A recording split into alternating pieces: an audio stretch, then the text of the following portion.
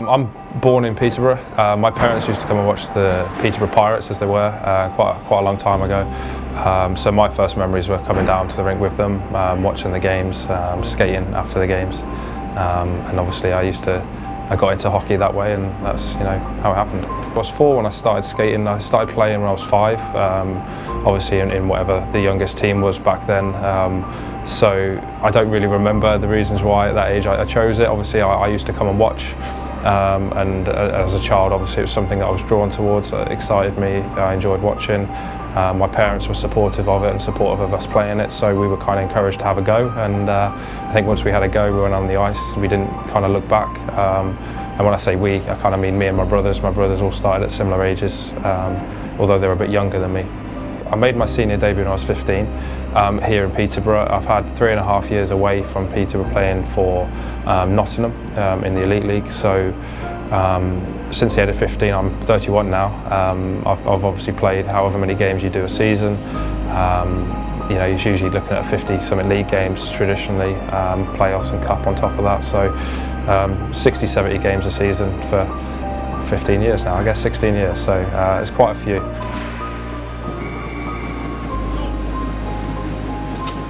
I was born in Soviet Union, which is the country that doesn't exist anymore. It was over the Ural Mountains, the city called Sverdlovsk, which now is called Yekaterinburg. At the age of 2, I moved to Kiev, which is the capital of Ukraine now. My dad is an ex-hockey player, and that's how I followed the footsteps. And I played mainly my career around the UK in different leagues, and I'm coaching for Peterborough Phantoms now. I think my first memory would be my dad playing, because those days under the social regime, it was very, very tough from the point of seeing my dad. We're only seeing him on average 2 months a year. So majority of the time we've seen him is at the games. And me and my mom used to go to almost every home game, and I remember watching him a little bit, mainly playing with other little kids, but yeah, that's my memories. My dad was on the end of his career. I think he was about 38, 39, and somehow he's been offered to go to Humberside Seahawks, which is Hull now, Kingston upon Hull, and we came as a family. And the second year he moved to Scotland, to Paisley, just outside of Glasgow, and I kind of stayed after a couple of months in Glasgow. I moved back to Hull, played the juniors there, and that was the beginning of my career. I think as soon as I stepped on the ice, and obviously knowing my dad, watching my dad, I think that's the only thing I ever wanted, to be a good hockey player.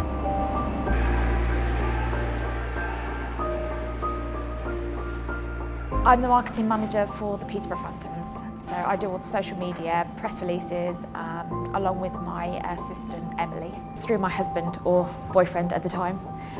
It was, 20 odd years ago.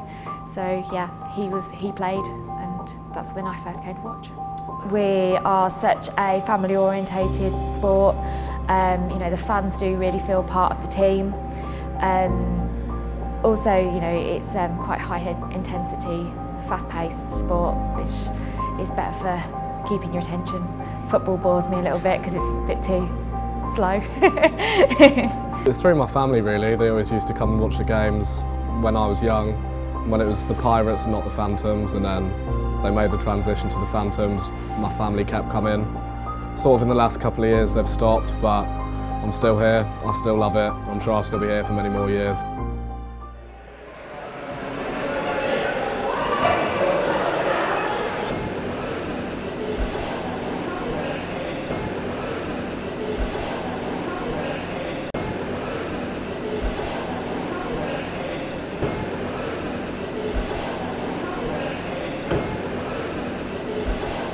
It's not one of the most popular sports in the country or the UK.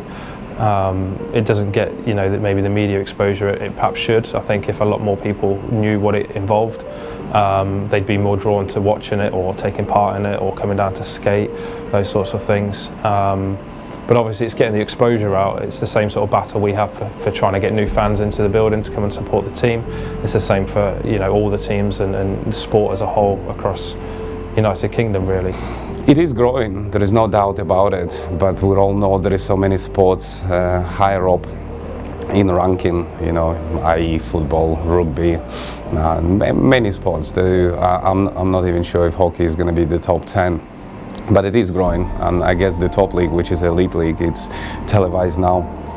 The GB team is in the highest World Championship ranking that there ever been, and in the highest group as well, the top group. So it's growing, but how far can it grow? Only time can tell. If you compare how everybody take on the football here, that's how it is back home. So the challenges are it's too big of a gap between football, rugby and hockey. So that's probably one, and obviously the structure as well. And in ice time, it's an expensive sport. So with football, you can grab a ball and go kick in the park, where in hockey you need to be on the ice. So that's something that very expensive in this country, and obviously practice makes perfect. And if you're on the ice 1 or 2 hours a week compared to Russia, when you spend on the ice 10-12 hours a week, that makes the difference.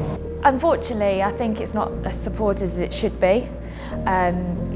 It is really well received, and a lot of people do actually love the sport. And once they come, it's just such a shame that not many people know about ice hockey and that they have a local ice hockey team here. Ice hockey is quite a lot of money. You have to have skates, you have to have all the equipment, time and dedication. There also has to be ice time. Are you local to a rink? So all those things factor in. But in Peterborough we do have a rink. We do have a skate excellence course. We do have the under 9s all the way up to the under 18s, and then it goes on to our feeder team. So there's always places to go in Peterborough, and obviously there is that education side of it throughout our training programme. I've tried for years to get people down here to watch the games, but it's not football, so they're not coming, sort of thing. There's no money in it compared to what it is in America and compared to what there is in football over here. And whilst the fan bases in the Elite League are good, if you look at the attendances here, they're generally not great. So clubs have to find money from somewhere to carry on, and they're getting by rather than they're thriving. Like football teams are at most levels, they're thriving, making money from fans, from sponsorships. It's harder to come by here, so it's more difficult to grow. We all know the main thing that we need is media coverage, whether that be on the telly, whether that be just on sports websites like on your BBCs and that sort of thing, just to raise awareness of the sport. And with the coverage comes the sponsorships and that sort of thing, and then the money starts to flow and we can improve it from there. But without any sort of coverage, which we get next to none at the moment, it's sort of at a bit of a standstill. If you put Sky Sports News on, for example, you can look at stats across any sport.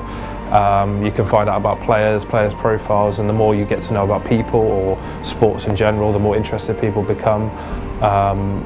With hockey, you haven't got the ability to do that unless you know where to find that information. It's not kind of given to you, it's not pushed into your face, and that's because I guess it doesn't have the following at the moment to be able to warrant that, or the funding. So media exposure would be really, really good for the sport. It's always about the social media, it's all about the TV and getting the word out there. So the more it's out there, the more people will love it.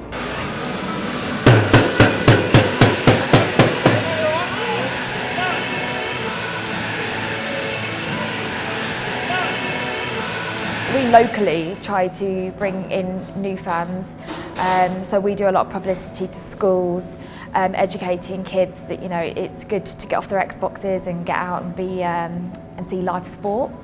But yeah, it's really just trying to tell everybody that there's a team here, come and watch us, and hopefully they'll get hooked and keep coming back. We've got a really good marketing team now, and under the guise of the coach and support of the coach as well. We offer a lot of tickets, we go into schools, we educate people from a younger age. There's some really good learn to skate and learn to play programs here. But the club themselves, they hand out tickets, they give away prizes and all sorts of things to try and, bring people through the door. They're very, very good and very active on social media nowadays, and they do a lot of giveaways and they do a lot of things for our fans in that sense. And all it needs is enough people to share these things and to get the wider audience or to bring friends along, and people are encouraged to do that, and I think it's really helped. We've had a lot of new fans come through the door last couple of seasons, and it's been really, really good.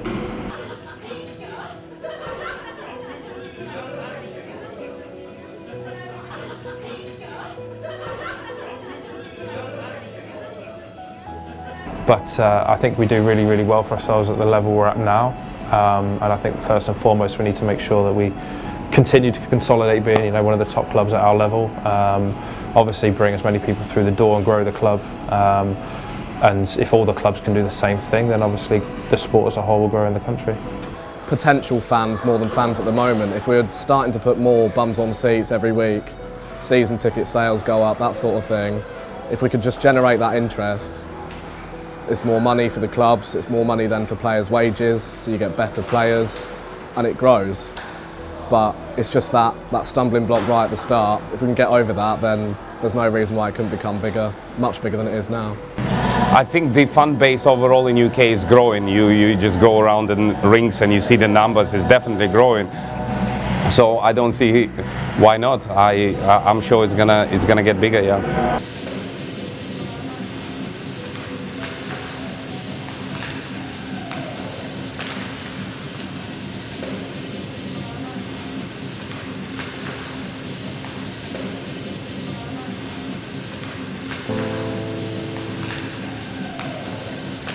I've not won 2 championships in one season before, and obviously I've won 2 trophies now for Peterborough, and being my hometown club, I'm obviously very proud to have done that. So the hope and the aim is to go on and win even more this season. There's a long way still to go. Every game's really important now, and obviously I'd like to be able to lift another trophy for our team. In terms of winning a trophy, it's massive, obviously. Everyone wants to win the trophies, otherwise they wouldn't be playing. But there's things beyond that as well that just makes this game huge. Having fans in here, having companies in these boxes that we've got up here, watching the games, maybe might take an interest and pump a bit of money into the team. It's always great when you're winning cups and trophies because you get recognised, and hopefully the euphoria of winning something and the city getting behind you spreads the word even more. We're a very old now but historic club who've had success. They've had a lot of lows as well along the way, and I mean I've played in teams where we've not done very well, especially in league campaigns. But obviously the more success, the more positivity, the more encouragement, the more people want to see your club do well, the more exposure you get. Over the last, let's say, 4 seasons, we've been a top club, challenging for trophies, and it's so hard just to win one. And we've been runners up in so many competitions that you know, the battle is to try and win as many as possible. That's what you play the sport for.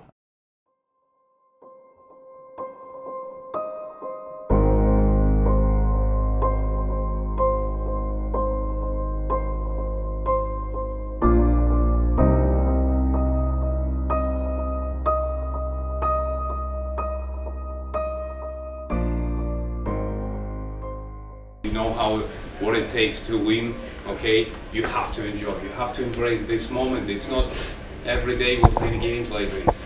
So it should be no fear, it should be enjoyment, getting the energy from the fans, getting the energy from the bench, getting the energy from every shift, and supporting each other on the bench, okay? All of those signs around us, they are here for the reason, okay? About relentless work, accountability, paying the price, 60-minute hockey. You know, we have to just focus at one shift at a time from the puck is dropped to the final whistle. And that's the best way of playing hockey. Don't look at the clock, you know, it doesn't matter if you go up or you go down, just keep playing the same. Come back to the bench, refocus. I spoke to a couple of individual guys and I told them, you know, the best way, play simple hockey, come back, review, move on. Don't dwell on things. There is going to be good shifts, there are going to be bad shifts, but all that matters when the final whistle happens. We can review then and we can move on then, okay? But right now, you have to enjoy. And that last sign, play simple two-way hockey, never quit on the play, and be relentless. I wish you all the best, let's have a good start, and let's go and win the game.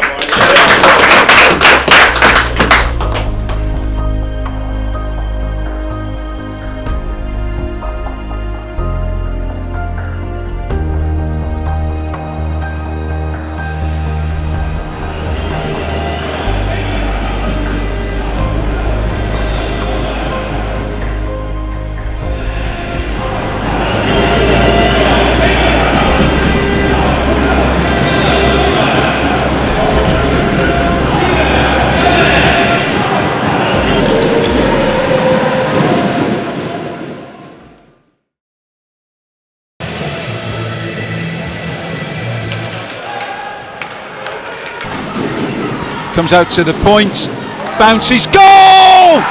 Bison are on the board, they get the first goal of the evening. It's number 16, George Norcliffe gets the opener. Goal!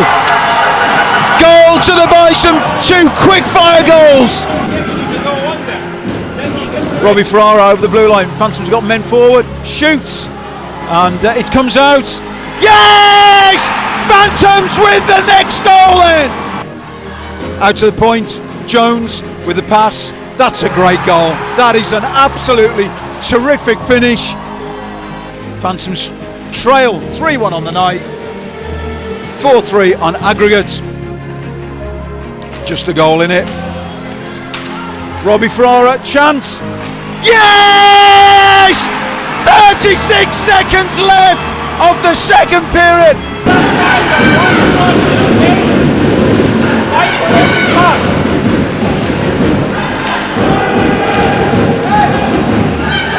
Two on one, big chance for the Bison.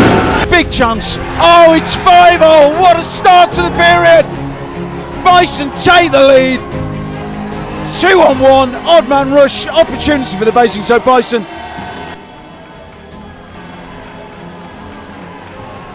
You know what it takes to win, okay? You have to enjoy, you have to embrace this moment. It's not every day we play games like this.